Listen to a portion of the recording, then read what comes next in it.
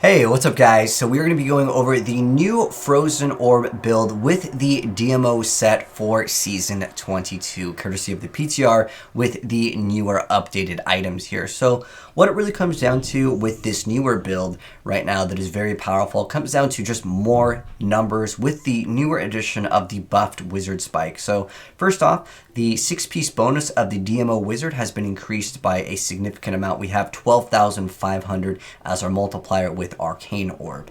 In addition to that, there is also Wizard Spike that got a massive bonus over here. So Arcane Orb deals 300 to 350% increased damage. So that's going to give us a massive amount of extra damage with our new build with DMO. Now, just as a heads up, if you guys have not played DMO before, it does take a while to kind of ramp up. So in the gameplay that you guys see in the background, we're doing like a higher grade of Rift, and then I'll go ahead and show off like speed T16 so you guys can go ahead and get a good idea of, you know, how the build plays. As it does hit really hard, it just takes a while for it to ramp up, and I'll go ahead and kind of explain how the build works. So first off, DMO is based off of the slow time. So in order to deal massive amounts of damage with the 6-piece bonus of your Arcane Orb, you're going to need to get your enemies inside of that slow time. In addition to that, you also have to factor in the offhand over here of the Triumph. You're going to be able to go ahead and stack your signature spells up to 3 times, and that's going to give you 200% bonus for every single stack. You'll see that the little number over above my skill bar, the little 3. You want to try to keep that up at all times. If it is already at 3, you just have to shoot it once and it'll basically refresh the stacks.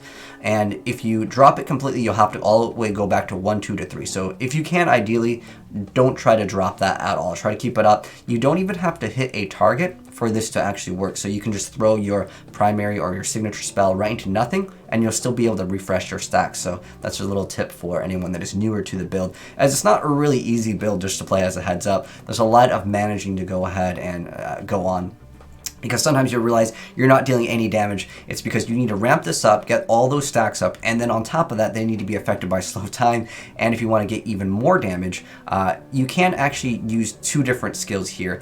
There is teleport, but a lot of people have actually opted for this, but I wanted to go ahead and mention teleport is still like an okay thing to run. Sometimes you're in situations where you just can't get out, but Absolute Zero will be another option here to go ahead and increase your damage even further, especially if you're doing the higher greater rifts. I would probably suggest running Absolute Zero, as you're not going to be needing to teleport all around to try to go even faster, but that could be a skill that you can swap in and out. But again, if you're pushing, Ab Zero is the way to go. But if you are pushing, try to get as many enemies as possible and try not to drop this as well. There's a lot of things to manage with this build, but it does hit very, very hard. Like, it deals a massive amount of damage compared to a lot of builds. It's just, it takes a second for everything to go ahead and start activating. So in terms of how the build mechanic works, that would be a little bit more important to mention here. We do run the Ashnagar Blood Bracers as well as the Scorched Necklace. So the Blood Bracers will grant us the potency of our shields, and that's going to make it so if we take shield damage, it doesn't actually make the game say that we take damage that would reduce Scorched Necklace effect. So if you take HP damage, what happens with Scorched Necklace secondary ability, which is while not taking damage, damage dealt is increased by up to 100% and damage taken is increased by up to 50%. So ideally, you also with this build, you don't really want to try to get hit, but if you do get hit, it's okay in some circumstances, as long as it's just not a bunch of enemies hitting you to the point where you're taking HP damage. So that's how we are able to run Scorched Necklace and also basically keep up our Scorched Necklace with the Blood Bracers. So that's just how the mechanic of that works. But anyways, in terms of what we're looking for the rolls on our pieces of gear, it's more straightforward like most Diablo builds. We're looking for crit hit chance, crit hit damage, and where we can get Arcane Orb damage, we try to prioritize that. The D3 planet will be linked down below just in case any of you guys want to go ahead and read everything, or if I happen to be going too fast, you guys can feel free to pause it as well. But in addition to that, we're actually running a topaz in the helm, as the resource does cost quite a bit for our Arcane Orbs, so that's why we're putting a topaz in here. But if you can't get area damage, like let's say on your shoulders or on your gloves, you can also get that, or if it just happens to roll on one of your pieces of gear, that's an okay stat as well. And also reduce resource costs can be an option, as well as, again, orb just costs a lot, especially in the very beginning when you don't happen to have your Paragon points up for that extra reduced resource cost. But pretty much the same: crit chance, crit damage. damage, area damage where you can get it. And then since this is going to be a frozen orb build, obviously cold is the go-to thing to go ahead and roll. Once you get up to a decent amount of Paragon, 10,000 plus, you can definitely go ahead and start rolling off int and getting the elemental damage. In our case, it's going to be cold on the amulet, if you can do that. But if you happen to have int, it's totally fine as well. And then we're running the Halo of Karini, which is going to give us some damage reduction. Again, crit chance, crit damage, and then area damage is okay as well if you need that. And then on top of that, same thing with the other ring. And then on top of that, this is Convention of Elements. It's pretty much in every Diablo build as well. So a massive amount of bonus damage in our rotation is on cold. And then we have the Shame of Delzier. This allows us to cast our signature spell faster, so that will ramp up our stacks with our source a little bit faster. And then on top of that, we're going to be able to restore arcane power as, again, Orb is very hungry for our resource. And then nothing too special with the pants. With the boots, we do want to go ahead and get that bonus on arcane orb damage. And then the unstable scepter. Now, in some circumstances, you can run, let's say, wizard spike or your other weapon that you would play in the main hand in the cube. In this case, it's actually much better to get the unstable scepter because daggers don't roll that high on the actual damage. It's just that they are able to attack a little bit faster. But overall, you'll get better results if you go ahead and actually put in the unstable scepter in this case. As far as the rings go, you can kind of swap those in and out inside of the cube if you want to go ahead and do that as well. But speaking of the cube, Illusory Boots or the Crown of the Primus is what people are running right now.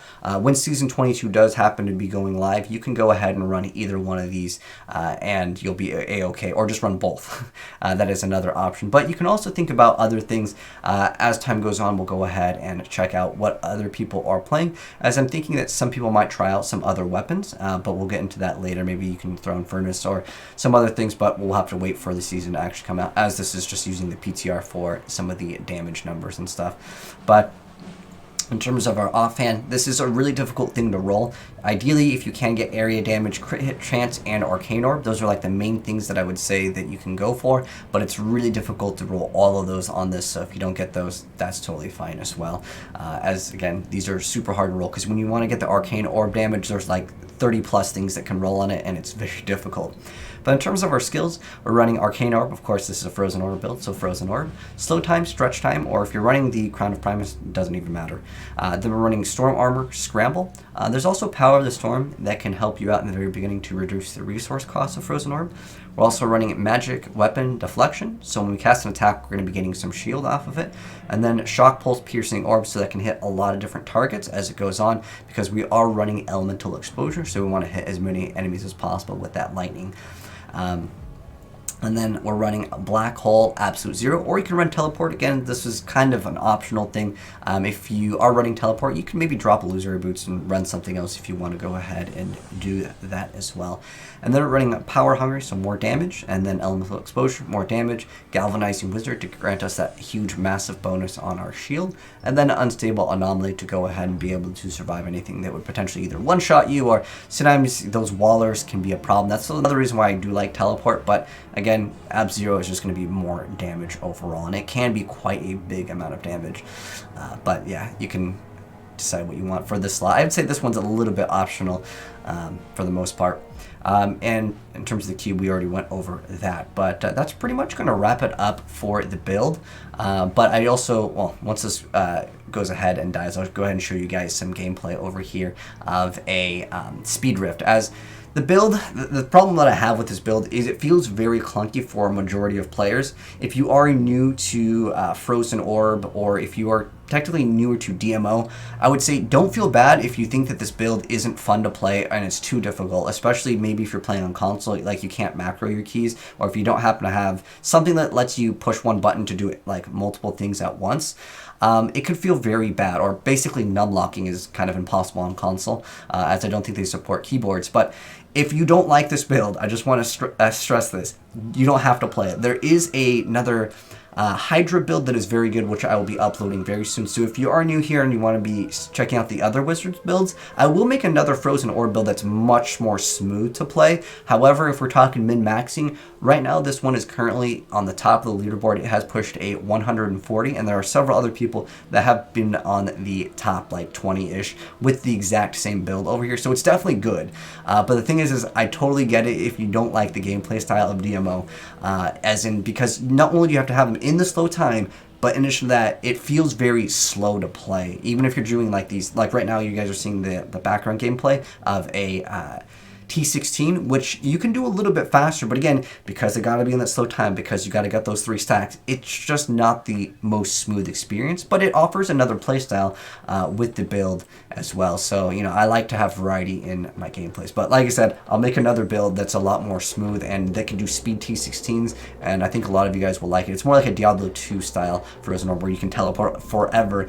With that newer edition of Kanai's Cube, with a 4 slot, we'll be able to go ahead and throw in the Aether Walker, which just gives us free teleport. Well, it costs resource, but it doesn't have a cooldown, which is awesome. But anyways, like I said, I'll update you guys with that. So if you're new here, subscribe, turn that bell, and you'll see that one very soon. I'm just kind of waiting for this upcoming Thursday, which will grant us that extra cube slot. But if you're watching this and it has been past PTR, if there's any changes, check the pinned comment as I will update it, because I'm not sure if this build will be changed. The only build I think that might get a nerf is the Crusader build. And if you guys haven't seen that, that build is already doing 150 solos when we're only just a few days into the PTR. So I think that one will be the only one that might be changed. I don't think that they'll change this one because DMO is just, it's not the most enjoyable for a lot of players, and I think that that's one reason why they're like, let's go ahead and incentivize them to play it, and let's give some massive amount of damage to it so it's a little bit more viable. And it is viable. It's just not the easiest in terms of gameplay smoothness. But anyways, thanks for tuning in, guys. Hope you enjoyed the video. If you did, drop a like on it. If you want to see more Diablo as well as other gaming content,